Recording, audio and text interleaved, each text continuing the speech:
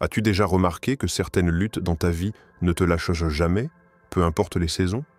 Ce n'est pas un hasard. Ce n'est pas une simple faiblesse. Ce que tu combats encore et encore est souvent l'indicateur précis de l'endroit exact où Dieu veut t'utiliser puissamment. L'ennemi ne gaspille jamais ses attaques. Il cible stratégiquement les zones de ton appel, car il sait que c'est là que tu représentes la plus grande menace pour son royaume. Alors, reste bien jusqu'à la fin, car ce message va t'ouvrir les yeux sur ce combat invisible. Abonne-toi maintenant pour ne rien manquer des prochains enseignements. Et surtout, dis-nous en commentaire, quelle est la lutte récurrente que tu reconnais dans ta vie? Elle cache peut-être ton appel, hein? Ton appel est visé dès le départ. Est-ce que tu t'es déjà demandé pourquoi certains combats semblent te coller à la peau depuis toujours? Des luttes précises, qui ne sont ni aléatoires, ni temporaires. Des zones sensibles, attaquées encore et encore, comme si quelque chose ou quelqu'un connaissait à l'avance où ça ferait le plus mal.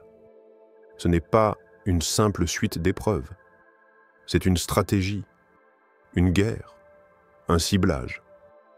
Parce que ton appel n'a jamais été neutre. Il a été vu, détecté, reconnu, bien avant que tu ne le comprennes toi-même. Ton existence a toujours été une menace, et ce que l'enfer redoute le plus, il le traque dès la naissance. Tu crois que c'est juste une enfance difficile? Un foyer brisé? Des abus, du rejet, des abandons? Non. Ce sont les symptômes visibles d'un plan invisible. L'ennemi repère tôt ce que Dieu a mis en toi. Il décèle le parfum d'un appel. Il sent l'odeur de l'onction qui n'est pas encore activée, mais déjà présente. Et il sait que s'il ne fait rien, tu deviendras un instrument entre les mains du Dieu vivant. Alors il commence, avant même que tu aies les mots pour le comprendre. Tu as été blessé jeune. Peut-être que c'est parce que tu étais destiné à guérir les cœurs brisés. Tu as été rejeté. Peut-être que tu devais porter une parole d'amour et d'acceptation divine. Tu as vécu dans la confusion. C'est probablement parce que ton futur dépendait d'une vision claire. Chaque attaque porte un indice. Chaque cicatrice cache une mission. Et si tu regardes bien, les zones les plus douloureuses de ta vie sont souvent les zones prophétiques que Dieu avait prévues pour devenir tes terrains de puissance. Mais ici se cache le paradoxe spirituel. Plus ton appel est pur, plus la guerre est sale. Plus l'onction est lourde, plus les chaînes envoyées pour t'en empêcher sont solides. L'ennemi ne s'attaque pas à ce qui est vide. Il ne dérange pas ceux qui n'ont aucun potentiel. Mais toi, tu es visé. Parce que tu es porteur de quelque chose qui change les atmosphères. Et cette guerre, elle commence souvent dans le silence, dans le non-dit, dans les années où tu étais encore en train de te construire. Il a semé la peur pendant que tu apprenais à marcher. Il a injecté le doute alors que tu apprenais à parler. Il a mis des voix toxiques autour de toi pendant que Dieu essayait de placer sa propre voix en toi. Ce n'est pas ton péché qui a attiré l'attention de l'enfer. C'est ton potentiel. Et si tu ouvres les yeux maintenant, tu verras les traces. Des patterns récurrents. Des cycles qui reviennent toujours. Des tentations identiques à chaque saison clé. Des blocages au moment même où tu semblais prendre ton envol. Tu n'es pas fou. Ce n'est pas une malchance. Ce n'est pas génétique. C'est ciblé. C'est spirituel. C'est réel. Le royaume des ténèbres ne réagit pas à ton appel. Il l'a anticipé. Et c'est pour cela que tu as été attaqué dès le départ. Parce que Dieu t'a marqué avant même ta naissance. Et ce marquage a déclenché une alarme dans le monde spirituel. Une alarme que tu ne pouvais pas entendre à l'époque. Mais aujourd'hui, il est temps d'écouter. 2. Les faiblesses ciblées ne sont pas aléatoires. Lorsque l'on parle de tentation, beaucoup l'imaginent comme un hasard. Une circonstance malheureuse, un accident spirituel. Mais en réalité, la tentation est une tactique, un calcul, une programmation. Et ce que tu prends peut-être pour une faiblesse de caractère n'est souvent qu'un piège construit sur mesure. Il est essentiel de comprendre que l'ennemi n'improvise pas. Il analyse, observe, collecte des données, traque les failles et injecte les déclencheurs au moment exact où ton appel commence à frémir.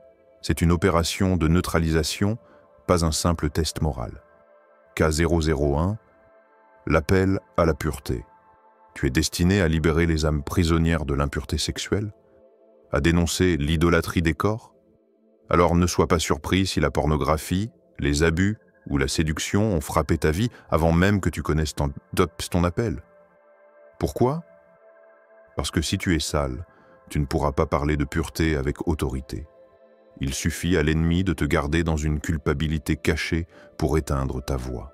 K0002. L'appel à la foi. Tu as été appelé à enseigner la foi, à construire, à croire contre toute logique. L'ennemi t'enverra une pluie constante de doutes, de déceptions et de silence de Dieu pour affaiblir ta propre capacité à croire. Il ne t'empêche pas de parler, il affame ta conviction. K003. L'appel à la restauration familiale. Tu portes une mission pour reconstruire les familles, guérir les relations, briser les schémas générationnels. Alors l'enfer ciblera ta propre famille, division, conflit, incompréhension. Pas pour te punir, mais pour te rendre incohérent, car si ta maison est débrisée, comment parler de réconciliation? Cette guerre est chirurgicale. Chaque attaque est localisée, millimétrée, comme une injection toxique dans la zone même de ton onction. Ce n'est pas un champ de bataille au hasard. C'est un théâtre d'opérations ciblées. L'ennemi a étudié ta généalogie, tes blessures d'enfance, tes goûts, tes déclencheurs émotionnels, tes cycles de découragement. Il utilise tout cela pour créer une faille signature, une faiblesse que lui seul peut réveiller au moment opportun. Et à chaque saison où Dieu veut te faire entrer plus loin dans ton appel, il appuie sur ce bouton. Tu crois que tu n'es pas à la hauteur? Que c'est toi qui es brisé? Non. Tu es précis, tu es dangereux, tu es visé. Et cette répétition des luttes, ce n'est pas un manque de délivrance. C'est un code de ciblage, un rappel que ton appel menace quelque chose d'important. Parce que si l'ennemi arrive à faire tomber juste une faiblesse stratégique, il peut faire écrouler toute une destinée. 3. Ton cœur est un circuit. Es-tu prêt pour la pleine puissance? Ferme les yeux un instant. Imagine une centrale électrique gigantesque, débordante de puissance. Des milliers de volts prêts à être libérés. Cette énergie-là, c'est le plan de Dieu pour ta vie. Maintenant, imagine un simple fil de cuivre, effiloché, usé, presque fondu. Et pose-toi cette question simple. Que se passe-t-il quand cette puissance divine essaie de passer par un câble incapable de la supporter?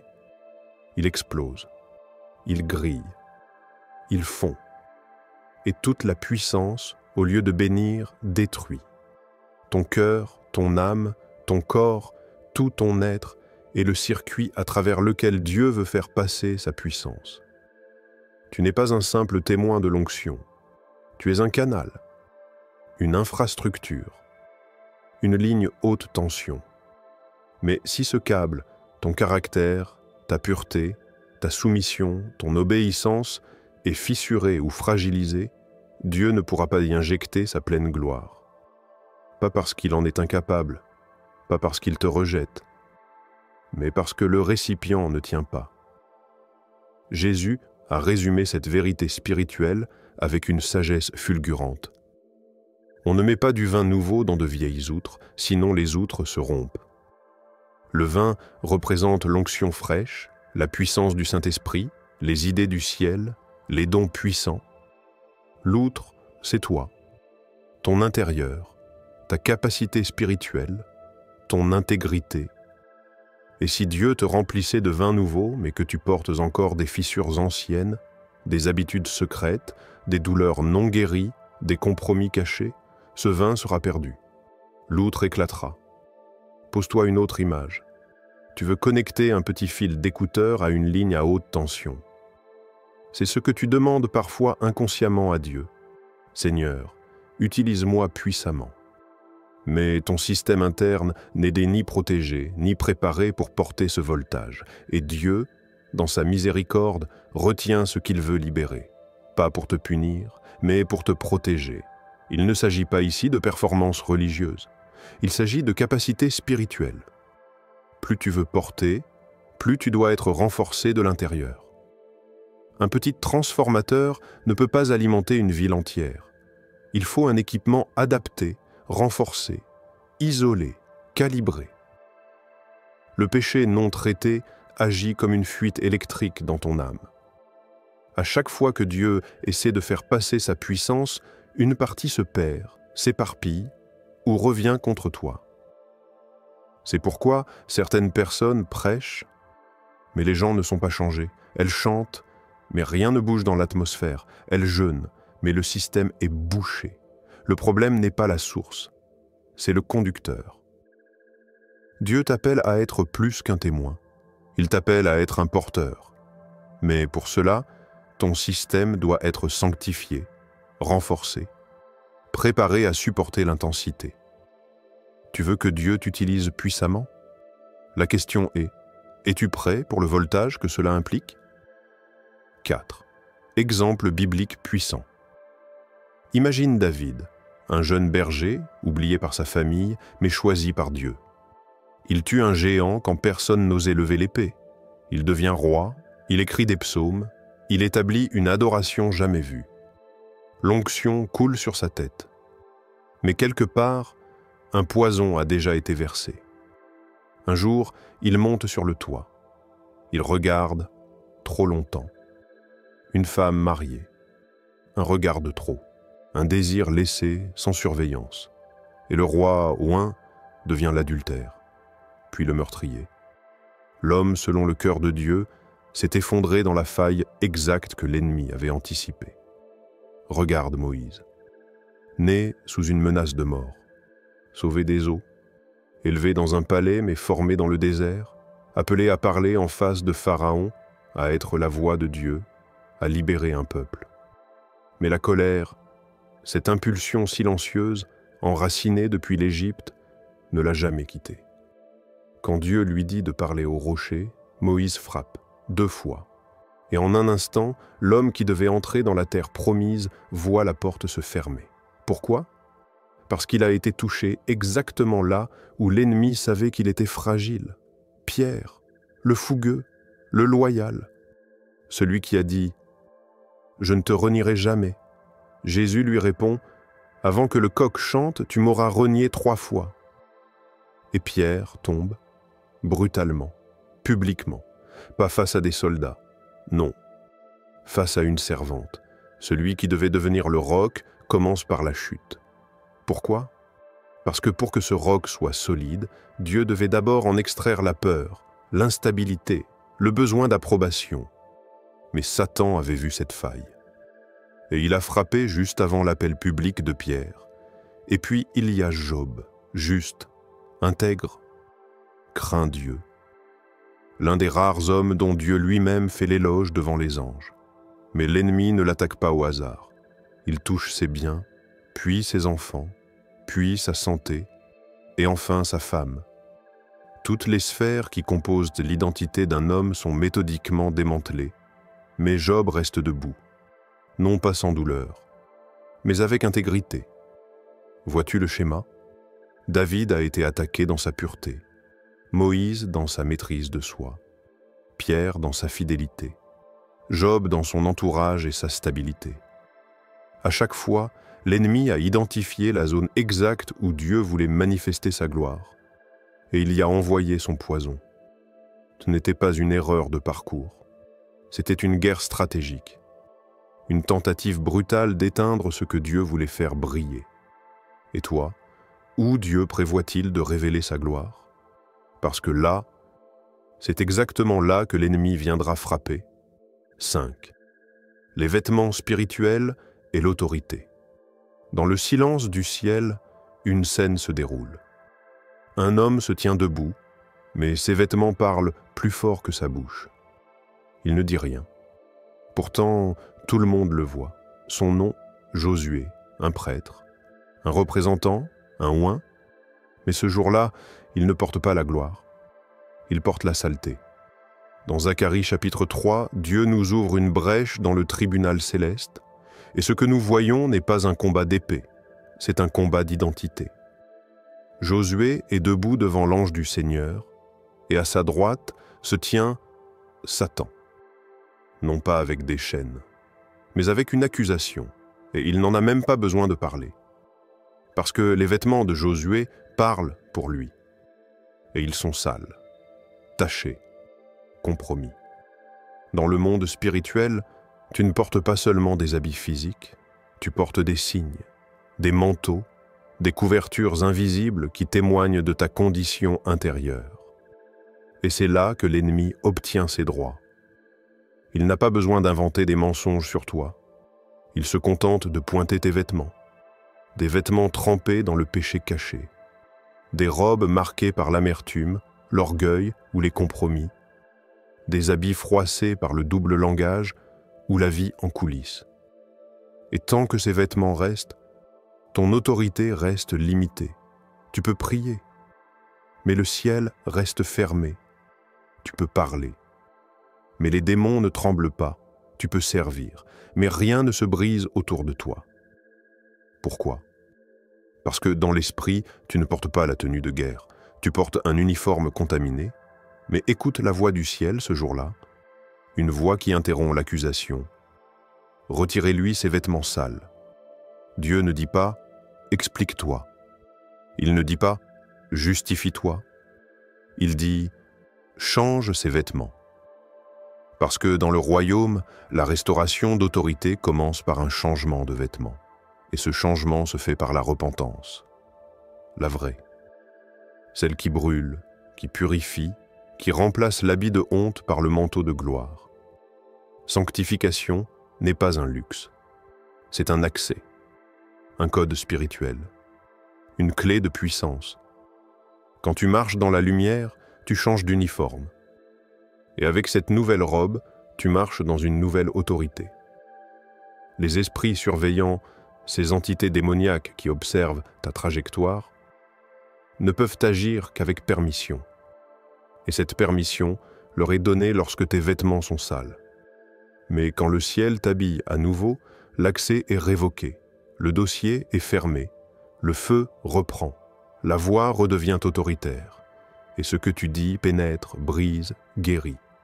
Il est temps de vérifier ce que tu portes dans l'invisible, car ta robe détermine ton autorité. Et là où tes vêtements sont restaurés, ta puissance est relâchée. 6. Comment identifier l'attaque ciblée? Arrête-toi un instant, respire, oublie le bruit, mets ton téléphone en silencieux si tu peux. Et maintenant, écoute cette question. Vraiment écoute-la. Quelle est-elle la faiblesse qui surgit chaque fois que Dieu s'apprête à t'utiliser puissamment? Pas de temps en temps, pas par hasard.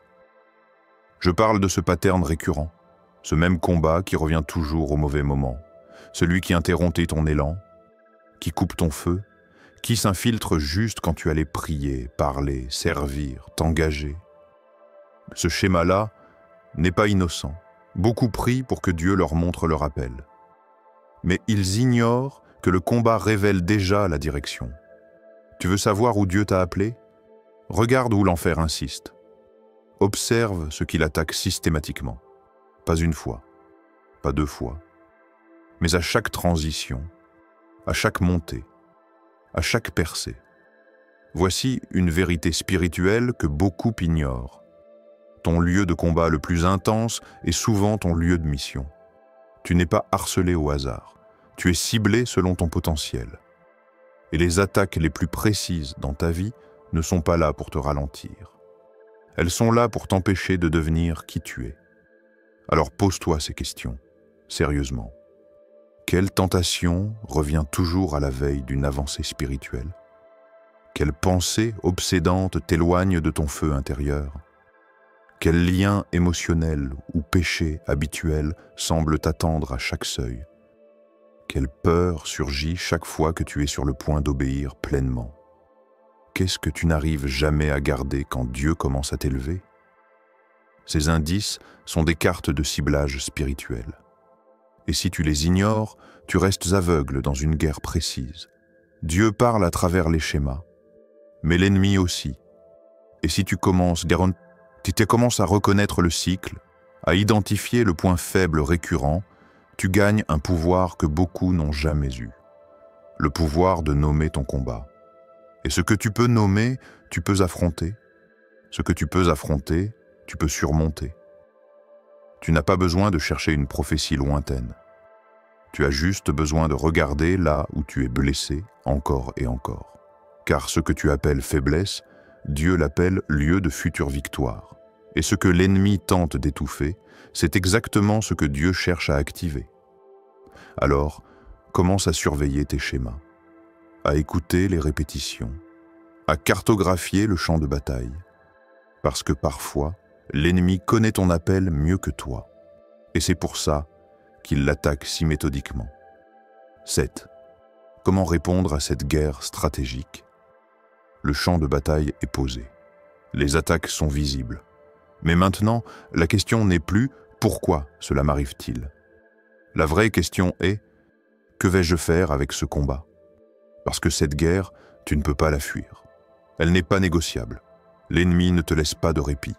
Mais tu as des armes, tu as des stratégies. Et plus important encore, tu as des choix. Alors, comment répondre à cette guerre stratégique? Un repentance sincère. Ce n'est pas une prière rapide en passant. Ce n'est pas une simple confession verbale pour faire bonne figure. La repentance sincère commence là où beaucoup échouent, dans le changement radical de direction. Beaucoup pensent que la repentance, c'est juste se dire « désolé ». Mais Dieu ne cherche pas juste un regret superficiel. Il cherche un revirage intérieur. Si tu veux que cette guerre s'arrête, tu dois commencer par changer ton mode de fonctionnement. Un cœur brisé par le péché ne revient pas à la même direction. Il fait un 360 degrés. Cela veut dire que chaque action, chaque pensée, chaque relation doit être alignée avec cette nouvelle direction. Tu veux une nouvelle victoire? Change ta trajectoire. 2. Discernement spirituel. Les batailles spirituelles se jouent dans l'invisible. Les attaques ne sont pas visibles à l'œil nu, mais elles sont puissantes, efficaces et personnalisées. Alors, si tu veux gagner, tu dois voir ce que les autres ne voient pas. Le discernement spirituel est une arme décisive. Ce n'est pas juste une intuition, ce n'est pas juste un ressenti vague. C'est un discernement affiné par l'Esprit Saint, une capacité à voir au-delà de l'évidence, à voir ce qui se cache derrière les événements. Reconnaître les esprits qui agissent en coulisses te donne un pouvoir stratégique. Si tu sais que ce n'est pas juste une pensée négative mais une influence spirituelle, tu sais comment réagir. Quand l'ennemi attaque ta pensée, ton émotion, ou même tes relations, arrête-toi et demande « Quel esprit est derrière tout cela ?» L'ennemi ne combat que là où il voit la victoire. Alors tu dois être capable de l'identifier et de le confronter. 3. Redevabilité. Tu peux être fort, mais tu n'es pas invincible seul. Ce n'est pas un signe de faiblesse, mais de sagesse de savoir quand exposer ta lutte. Ce n'est pas juste dire « Ah, j'ai une faiblesse ». C'est dire « Je lutte avec quelque chose de puissant qui menace ma victoire ». Trouve un frère ou une sœur mature. Partage ta bataille. Sois vulnérable. Parce qu'une vulnérabilité partagée avec quelqu'un qui prie et qui sait t'accompagner devient ta force. Tu n'as pas besoin de tout porter tout seul. Rends-toi redevable. Expose ton fardeau et laisse quelqu'un d'autre prier pour toi, te soutenir et t'encourager à tenir. Le corps de Christ est là pour se soutenir mutuellement, et c'est dans la lumière que les ténèbres perdent leur pouvoir. Discipline ciblée. Ce n'est pas une simple prière générale ni un jeûne par habitude. Il te faut une discipline spirituelle ciblée. C'est un combat de stratégie, et pour être efficace, tu dois prier précisément là où ça fait mal, jeûner pour ce qui te freine, et maîtriser tes pensées dans la zone vulnérable. Si tu sais que l'ennemi attaque dans ta pureté, ton jeûne doit être centré sur cela. Si c'est dans tes pensées, tu dois exercer une discipline mentale et spirituelle. Prie spécifiquement contre ce que tu sais être ton point faible. sois stratégique. Tu veux une victoire complète? Apprends à cibler ta réponse comme une flèche. Ne laisse pas de zone d'ombre. Fais en sorte que ton esprit, ton cœur et ton corps soient alignés avec la victoire, là où l'ennemi cherche à frapper. La guerre est là. Elle ne s'arrêtera pas si tu attends passivement, mais elle peut être gagnée, stratégiquement, puissamment, spirituellement. Ta réponse ne doit pas être réactive, mais proactive. Repentance sincère, discernement spirituel, redevabilité et discipline ciblée, c'est ton arsenal. Arme-toi et avance parce que tu n'es pas seul. Dieu est avec toi dans cette guerre. Souviens-toi, ta faiblesse n'est pas ta fin. Souviens-toi de ceci. Ce n'est pas ta perfection qui t'a qualifié pour être utilisé par Dieu. C'est sa grâce. Ce n'est pas ton absence de faute, ton passé irréprochable, ou ta maîtrise complète de tous les domaines de ta vie, c'est ton abandon sincère, ton oui donné, même en tremblant. Tu te sens peut-être sale, fragile, trop marqué, trop imparfait. Mais écoute bien, ta faiblesse n'est pas ton arrêt, elle n'est pas ton plafond, elle n'est pas ton identité, elle est juste un lieu que Dieu veut racheter. Paul l'a dit avec une honnêteté qui libère, « Ma grâce te suffit, car ma puissance s'accomplit dans la faiblesse. » 2 Corinthiens 12, 9. La puissance de Dieu ne fuit pas la faiblesse. Elle cherche les cœurs brisés, les vases fissurés, les âmes humbles, pas pour les exposer, mais pour les remplir d'une gloire que seuls peuvent porter sans s'enorgueillir. Tu veux aller loin? Tu veux briser des chaînes, impacter des générations, marcher dans ton appel avec puissance? Alors laisse Dieu aller plus loin en toi, pas en surface, en profondeur. Il ne veut pas seulement t'utiliser, il veut te transformer. Il ne veut pas seulement que tu serves, il veut que tu reflètes sa nature. Et pour ça, il faut accepter la purification douloureuse, mais glorieuse. Ce feu qui ne vient pas te détruire, mais t'élever plus haut que tu n'aurais jamais cru possible. Si ton appel est attaqué, ce n'est pas un hasard. Tu n'es pas visé parce que tu es faible. Tu es visé parce que tu es dangereux. Parce que ce que Dieu a mis en toi porte un impact que l'enfer ne peut pas supporter. L'ennemi n'attaque pas ce qui ne compte pas. Il cible les porteurs de lumière, les bâtisseurs de ponts, les guérisseurs d'âmes. Et si tu es constamment harcelé, c'est peut-être parce que ta vie libérée en Christ deviendra la clé de la libération de beaucoup d'autres. Ton appel est redouté.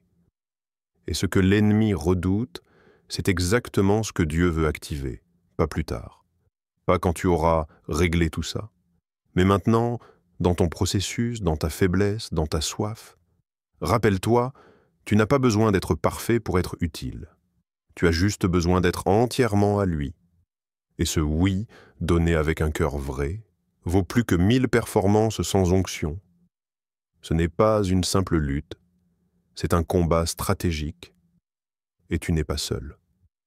Dieu a déjà prévu la restauration, le revêtement nouveau, la force spirituelle nécessaire pour brûler les chaînes des autres.